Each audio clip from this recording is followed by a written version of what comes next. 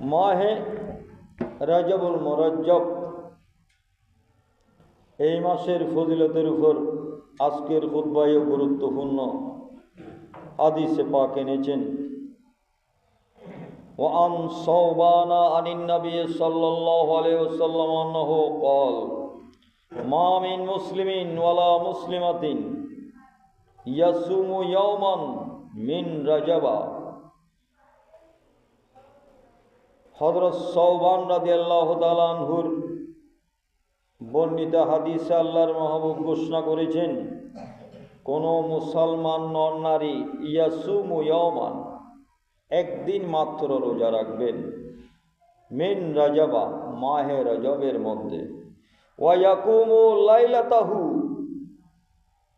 এবং ওই রাতে জাগরণ থেকে ইবাদত করবে, আল্লাহর ইবাদতের মধ্যে মশগুল থাকবে। তাহলে আমল হচ্ছে দুইটা, একটা হচ্ছে রাতে ইবাদত করা, এরপরে দিনে রোজা রাখা। এখানে দুইটা আমল।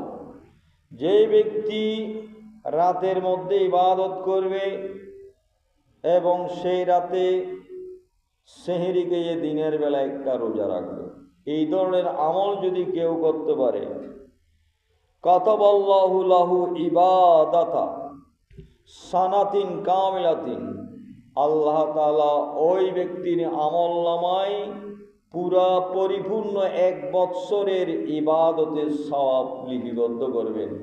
উচ্চ স্বরে বলুন সুবহানাল্লাহ।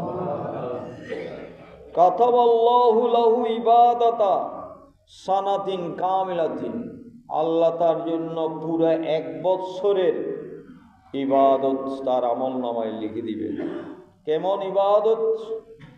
ওয়া সিয়ামা নাহারিহা ওয়া কিয়ামা লায়ালিহা, সেই পুরা 1 বৎসর দিনের বেলায় প্রত্যেক দিন রোজা রেখেছেন, প্রতিটা রাতের মধ্যে সে ইবাদত করেছেন।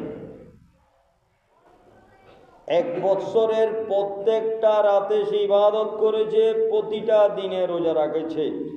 এইরকম ইবাদতের সওয়াব আল্লাহ তার আমল নামায় লিখে দিবেন। কিন্তু শর্ত হচ্ছে ইউরিদু বিহিমা ওয়াজহাল্লাহ,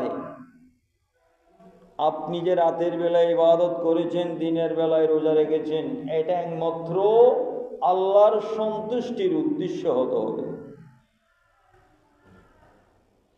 কাউকে দেখানোর জন্য নয়, ফিজিক্যালি কোনো ফায়দা অর্জন করার জন্য।